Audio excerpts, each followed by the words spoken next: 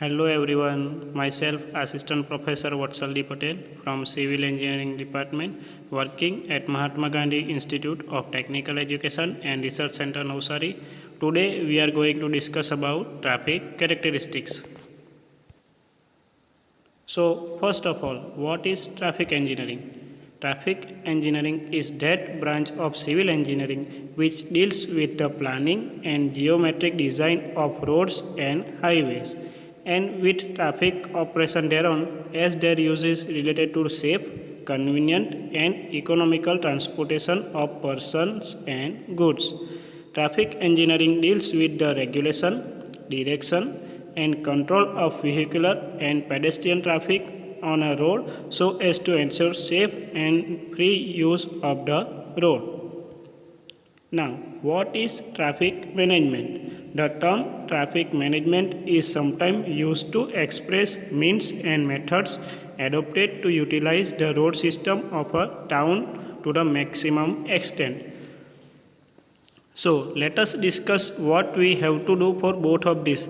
Like the data collected by various studies are analyzed by the traffic engineer and interpreted to take advantages of the observed regularities. Also, the traffic engineer is concerned with the preparation of traffic and transportation plan to ensure a safe, orderly and fully integrated transportation system. Based on studies related to the land use and transportation, travel characteristics, etc., mathematical models are formulated to predict how a system will behave under a given set of conditions. Now, as a traffic designer, design or work we have to perform includes geometric design of highways and street, intersection design, schemes for grade separation interchanges, design of on-street parking and off-street parking, design of terminal facility for trucks and buses.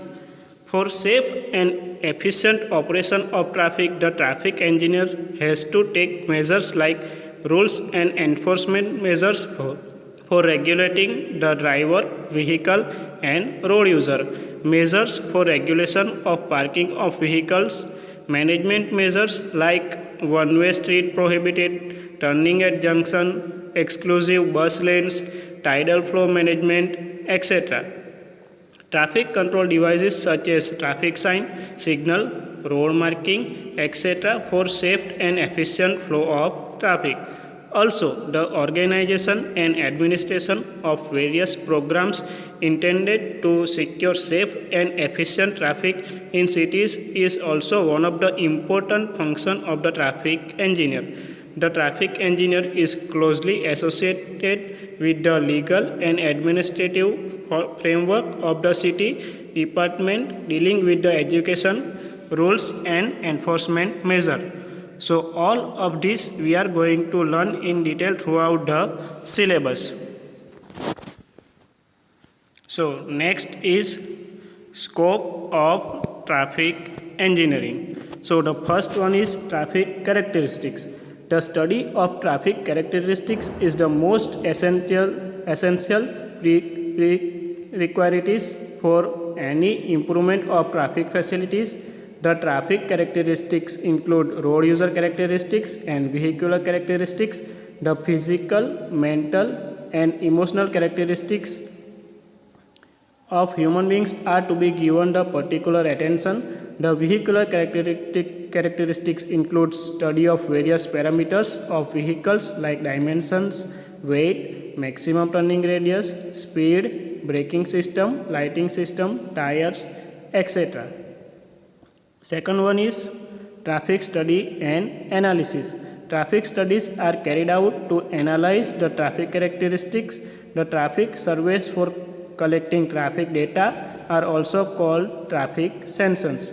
The various traffic studies carried out are the traffic volume study, traffic speed study, origin and destination study, parking study, accident study, etc.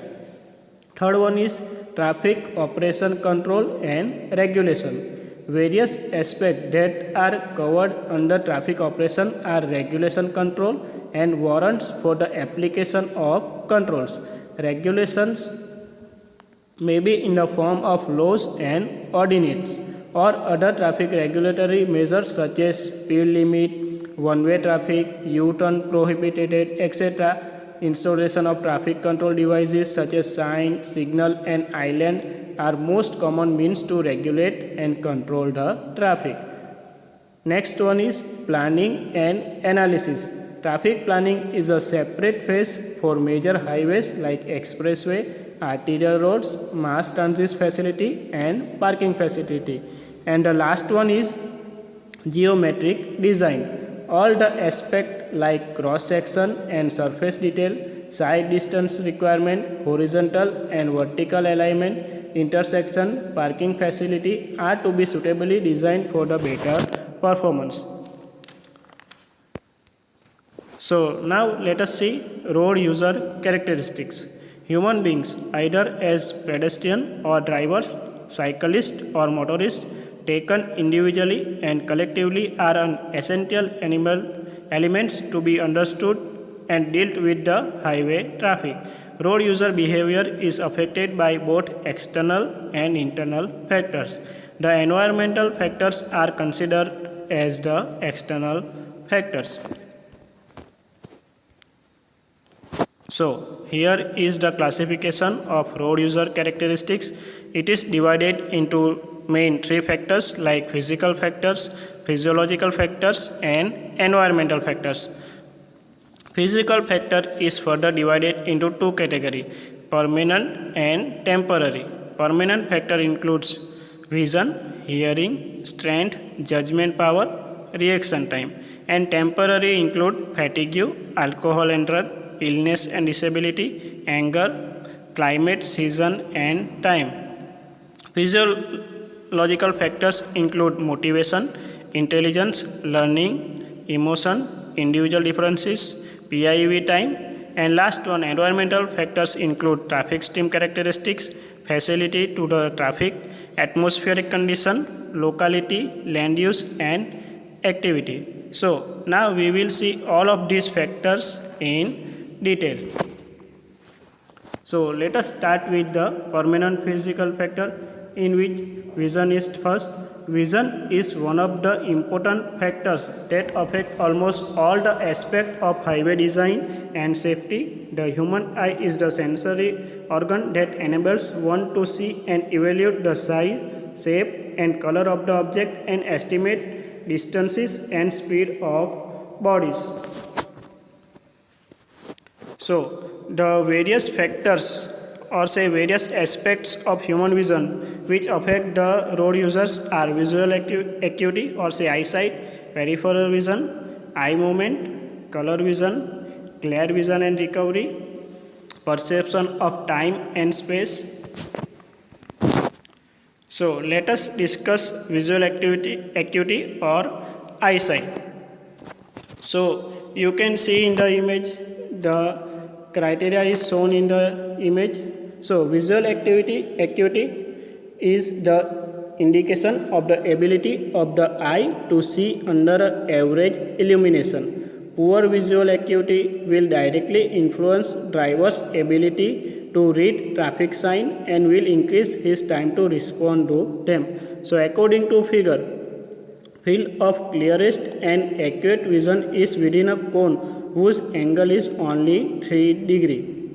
True the vision is fairly satisfactory up to 12 degree and in the horizontal plane. However, in the vertical plane, the field of clear vision may be about 2/3 of that in the horizontal plane. This is important while locating signs and signals. So, table shows all the data like cone of vision and clarity of vision. If the cone of vision is 3 degree to 5 degree, the vision will be very clear. If it is 5 degree to 7 degree, clear vision or say good vision will be there, and in last one 7 degree to 12 degree, satisfactory vision will be there. So visual acuity diminishes with the age. Average visual acuity declines almost 0.5% each year after 30 years of age. When placing the traffic signs and symbol it must be kept in mind that beyond 12-degree cone, the vision becomes blurred. Next is peripheral vision, the field of view within which an individual can see object but without clear details or color is called peripheral vision. It deals with total visual field for the two eyes. The angle of peripheral vision, say alpha p, is about 160 degree in the horizontal direction and 115 degree in the vertical direction for the static condition. The cone of peripheral vision also depends on the speed. As speed increases, alpha p decreases. Like we can see in the table, if the speed is 30 km per hour, alpha p will be 110 degree, and if it is 100 km per hour, alpha p will be 40 degree. Next one is eye movement. Because the road user field of vision is limited, it is necessary for him to shift his eye with the movement of traffic to scan areas significant for him. To obtain clear vision in highway traffic, I make 6 different types of movement, all of which take time and assume travel distance. So let us understand all 6 stages of movement. So the first one, the eye must fixate on the object to be seen. It takes 0.1 to 0.3 second, like from which way it is coming. Second, the eye jumps from one point of fixation to the next. It takes 0.125 to 0.235 second, like you see vehicle coming from front side or back side. Third, the eye must follow moving elements in the traffic stream, like all vehicle passing that road with us while crossing. Fourth is both eye must move harmoniously for the pupils to converge or diverge in securing binocular vision on shifting object in the road ahead. It takes 0.3 to 0.5 second time, like assumption how much time it will take to pass that vehicle or assuming its speed. Fifth one is the eye must move to compensate for the movement of the head, like for the overtake or passing. The head movement to see in rear view mirror. Sixth one is the eye often moves involuntarily in response to noise and other stimuli. In artificial illumination, a driver loses 6 meters of visibility distance for every 15 km per hour increase in speed, like big bursting sound or sudden horn from vehicle, and like passing through some shops, Chinese shops or food shops, and smell will distract you. So all of you, please pay attention. Let us understand this all 6 stages with one live example. So I request all of you to pay attention on the screen. Like in first stage, I must fixate on the object. So your object is screen right now. Now I change my slide and again come to my main slide. So during this, your eye jumps from one point of fixation to the next, which is our second stage. Similarly, if I change my slide forward or backward 2 to 3 times, okay, your eyes will react like it. So it is our third stage in which I follow moving element. Now, if I double click on slide, it will converge or diverge, and also according to this, our pupils will converge or diverge. So it is our fourth stage. In case of fifth stage, I must move according to the movement of the head. Like if your head position is not proper, then you cannot see all the elements on the screen right now. And in the sixth stage, eye responses to the noise and stimulus. Like if a sudden noise like this happen, your eyes will go in that direction. Same as if you are watching this video at your home and some delicious smell of food is coming from your kitchen, it will distract you from learning. So I think all of you understand this all 6 stages of eye movement. Next is color vision. Color is an important factor in perception under good light. Many colors can be differentiated, but as light decreases, the red and blue becomes less visible, while yellow remains the visible. The different color have different wavelengths and thus have their relative visibility. Color blindness is a condition where one cannot distinguish between the different color, but it has not been a significant factor in traffic accident. Next is glare vision. Adaptability to light changes is important factor of vision. Eye takes more time to adapt when we go from light to dark. I adapt much faster while going from darkness to light. Because of tunnel, street lighting, and headlight glare, heavy demands are placed on the road user adaptability to the light changes. So, next one is recovery time. Glare recovery time is the time required to recover from the effect of a glare after the light source is passed. It is about 6 seconds when going from light to dark and about 3 seconds when going from dark to light. So like if we take example for light to dark, it will be like if you go to your terrace and watch the sun for some times and then you again come back to your room. That time staircase will not be perfectly visible to you and all the portion you will see will be blackish for sometimes and then it will become normal. I think all of you have feel this effect so many times in your life, and if I am not wrong, on the occasion of Uttarayan you all have passed through this. And in case of dark to light, we can take example of tunnel, like if you are passing through dark tunnel and after the tunnel end and you came in contact with the direct light, it will have shorter time effect and all the things will be normal again. Also, we can take another example for it, like if you are driving vehicle in the night and from opposite direction vehicle with high headlight passes you on the road, there will be darkness for sometimes like till the vehicle crosses you and then the effect will be gone. Next is perception of time and space.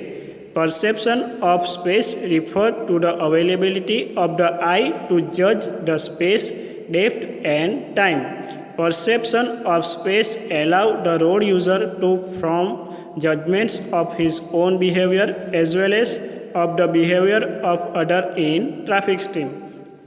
Overtaking operation, use of island, road marking and delineators, parking guides, clearing lights, etc. require judgment of space and speed. Increasing frequency of rear end collision on high speed road is due to failure of speed judgment. Next is permanent physical factor, in which it is hearing. Hearing is an aid to the road user which can at times be very vital.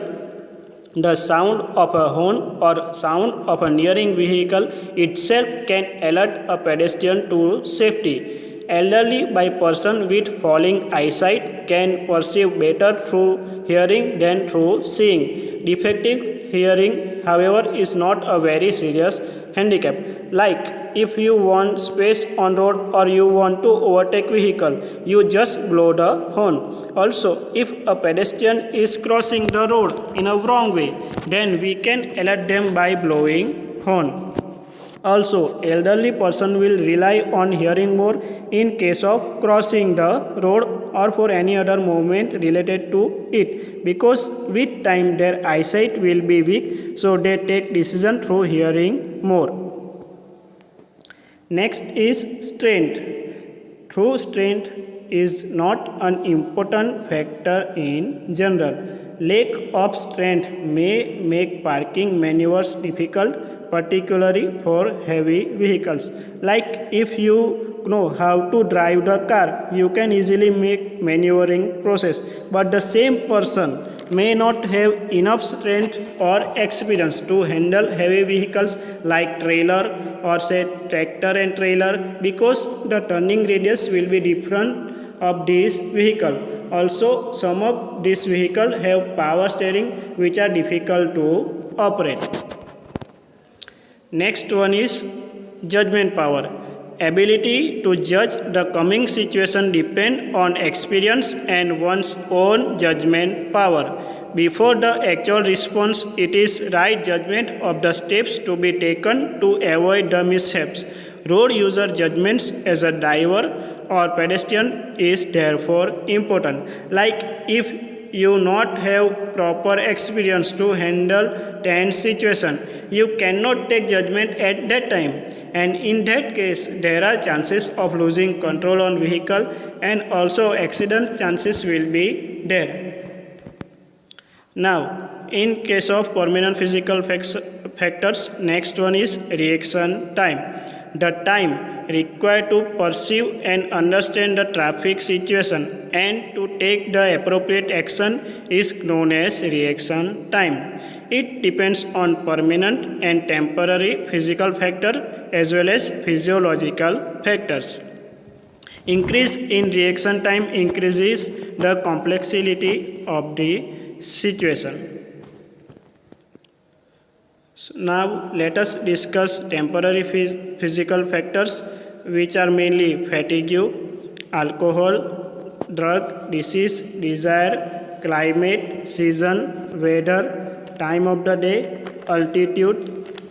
Okay, so let us understand it in detail. So talking about the fatigue. Fatigue involves drowsiness or sleep and reduces the capacity of judgment and increases reaction time. Glare, monotony, etc. produces the fatigue. 1% of the reported accidents are due to driver being asleep. Next one is alcohol. Alcohol, drugs, etc. have very noticeable effect upon the mental and physical efficiency, usually producing poor attention, slower response, less self-control. Next is illness or say disabilities. Illness and disabilities are usually compensated for by the driver. However, they produce a tendency or proneness towards the more intense emotional reaction. Next is anger. Anger may also affect the reaction time and judgment, like me first or refuse for overtake, etc. And last one is climate, season and time. Climate, season, weather, time of the day, altitude and light may produce complex response in a road user. Oxygen supply varies with the altitudes, which changes physical and mental efficiency of the driver. Even the color of the light has its physiological effect. So next, moving towards the physiological factors. First one is motivation. People enters the traffic stream for business, social, recreation, marketing purposes. They may be intent on going to a regular place of employment, to market, to rail, water, air or other terminals. They may be going to school, to visit, to the theatre or to dance. They may be going to games, to hunt fish or weekend drives. But once the individual enters the traffic stream, he is usually motivated by his desires. Like for time, distance, economy on one hand and comfort or safety on the other. How much safety in how much time is a constant question demanding decision by individual road user in their normal traffic operation. While these two stimuli are always present in the individual road user, social motivation arising from rivalry or cooperativeness in the use of the fixed facilities as a group also manifest frequently. Next is intelligence. The capacity of the road user to be aware of external factors relevant to his behavior in traffic and to adapt and adjust himself in accordance with his intents and motives required a fair degree of intelligence. It is usually seen that persons with superior intelligence are not as mentally attentive to the task of road user as others and hence make poorer commercial drivers. However, conclusive correction or say correlation between human intelligence and traffic behavior have not been evaluated. Next one is learning. The learning process, while dependent on motivation, intelligence, and other modifying factors, develops the skill, habits, and abilities of road user to respond properly to the total environment of traffic operation. Through the past experience, the road user learns and continues to respond in the pattern of behavior which he acquires. Learned responses are powerful factors which may be beneficial or harmful in traffic operation. Next one is emotion. Usually, emotion strongly motivates the road user to in efficient. Random adjustment like fear, anger, worry, and other similar emotion states tend to create disorganized reaction and behavior. The attitudes, moods, sentiments, and other personality qualities of road user are traits in which emotion is present. For example, the challenge of me first, the spirit of play, the desire of show off arise from emotional responses. Next one is individual differences. Because of modifying factors of motivation, intelligence, learning, and emotion, there is a great variation among users of the highway. But just as there are limits to the range of variation in the height, weight, and age and other physical characteristics of human beings, there are limits in the range and there are central tendency in the traffic performance quality of the road user. Failure to recognize the wide range and variability of performance of road user leads to conflicting and innocuous conclusions. Next one is reaction time or say PIEV time. Reaction time of a driver is the time taken for the instant the object is visible to the driver to the instant the brakes are effectively applied. Total reaction time may be split up to in two parts like perception time and brake reaction time. The perception time is the time required for a driver to realize that brake must be applied. It is the time from the instant the object comes on the line of sight of the driver to the instant he realizes that the vehicle needs to be stopped. The perception times varies from driver to driver and also depends on factors like speed of the vehicle, distance of the object, and environmental conditions. The brake reaction time also depends on several factors like skill of the driver, the type of the problems, and environmental factors. So, next moving towards the most important theory which is PIV theory. According to PIV theory, the total reaction time of a driver is split into four parts: perception time, intellection time, emotion time, and volition time. So, let us understand whole process from the figure. As you can see in the middle, there is a spinal cord and at the top brain is there. So the process is like that: stimulus or say sensation received by eyes or ears are transmitted to the brain through the spinal cord and the whole PIV process is done in the mind and at the last, according to the situation, responses is generated by the brain. So let us understand whole process step by step. So first one is perception time. Perception time is the time required for the sensation received by the eyes or ears to be transmitted to the brain through the nervous system and spinal cord. As the complexity of the situation increases, the time required to perceive condition increases. Second one is intellection time, or it is also known as the identification phase. It is the time required for understanding the situation. It is also the time required for comparing the different thoughts, regrouping and registering new sensation. Intellection is the forming of new thoughts and ideas. Next is emotion time, or it is also known as the judgment. It is the time elapsed during the emotional sensation and disturbances such as fear, anger, etc. with reference to the situation.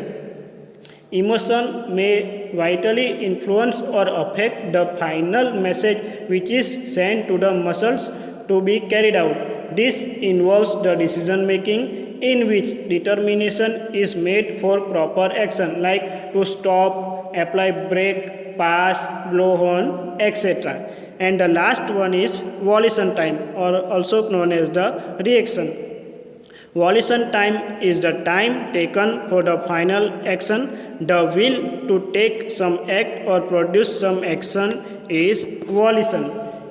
In this process, the road user finally acts in accordance with his own memories, prejudices, ideas, weakness, desire, and attitudes. So, let us understand whole process with one example. Like assume that you are driving a car and one big truck is coming from your opposite side, and you notice that driver has no control on the truck. So by saying this, whatever the thoughts are generated and passed in your mind within a second is known as the perception time. This is just a beginning. Then by seeing this, you try to understand or assume that which way the truck can come or in how many time truck will reach near you. Different thoughts will be generated in your mind, and you will think about whether to apply brake or not, whether to change direction of your vehicle, etc., which is known as the intellection time.